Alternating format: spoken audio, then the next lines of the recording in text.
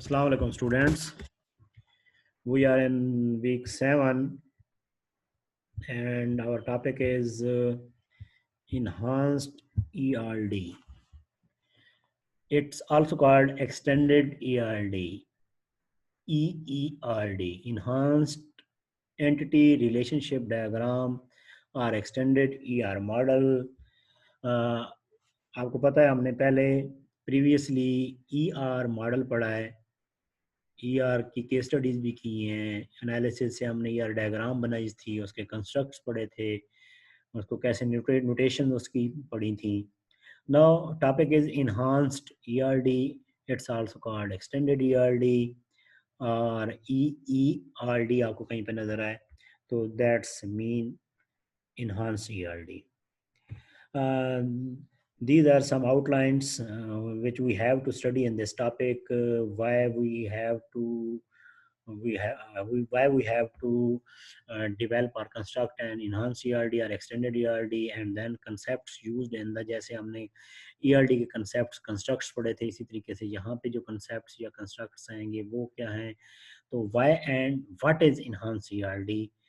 तो first of all हम इसी को देखेंगे कि why we need EERD or what is the need.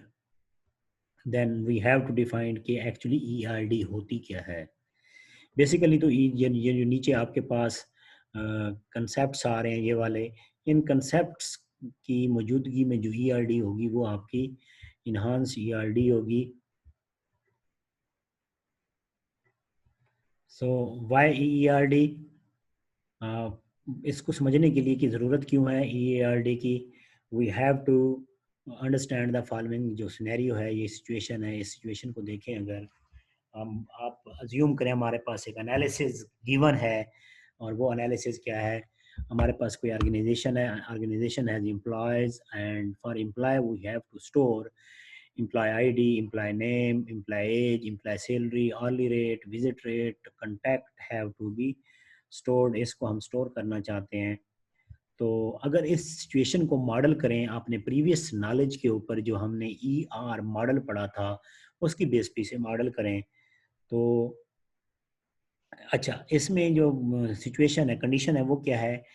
Employ की जो सैलरी है that's only belong to those employees which are permanent, and hourly rate is only for the visiting employees or visit rate is only for the consultant. Mean ये जो attribute ऊपर दिए गए हैं 3 4 5 6 7 attributes हैं, इन 7 एट्रीब्यूट्स को अगर देखें तो परमानेंट एम्प्लॉय के सिर्फ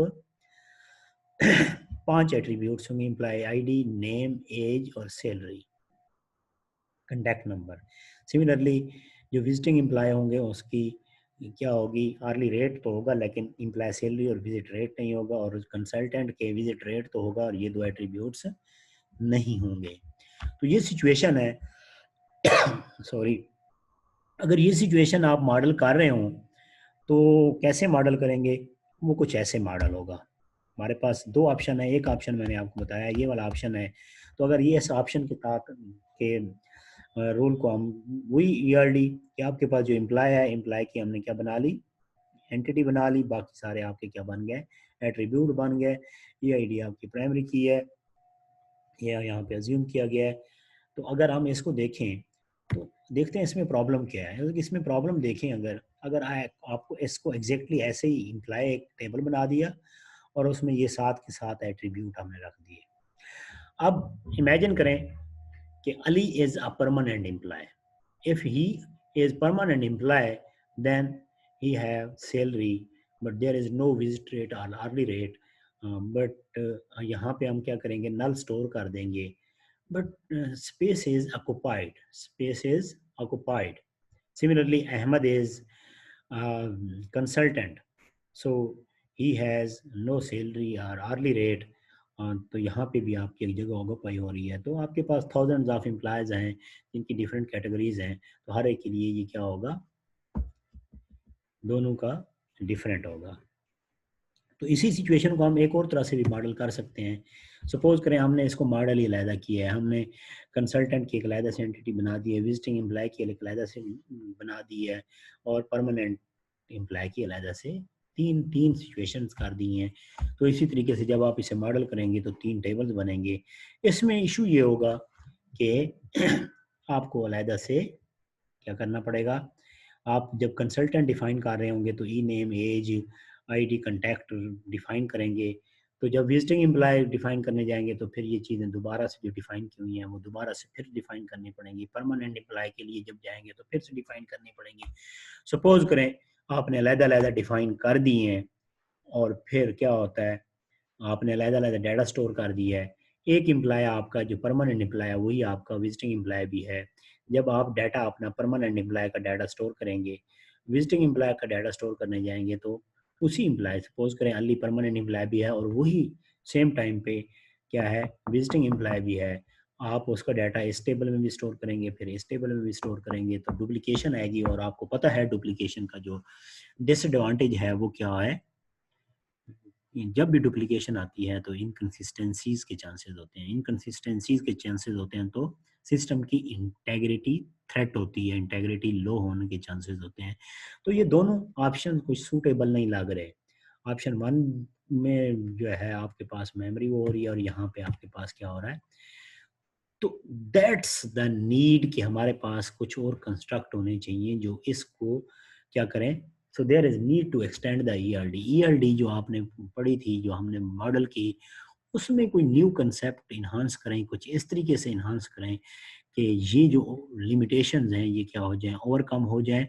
सो there is need extended ERD, जो हम कहते हैं ईआरडी विद एक्सटेंडेड कंसेप्ट, इसको हम क्या कहेंगे, enhanced ERD या extended ERD. That's the reason we have need of EERD, extended ERD.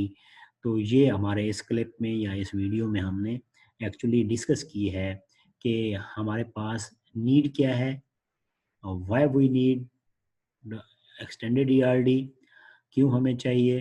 तो नेक्स्ट में हम कंसेप्ट्स देखेंगे, कंस्ट्रक्ट्स देखेंगे कि कौन कौन कौन से कंस्ट्रक्ट्स एक्चुअली हमें रिक्वायर्ड हैं इन लिमिटेशंस को ओवरकम करने के लिए कि हमें कंसिस्टेंसी, इनकंसिस्टेंसी से भी बचें और जो स्पेस है जो कि एक्चुअली हमें नहीं चाहिए होती वो भी ऑक्यूपाई ना हो। Thank you.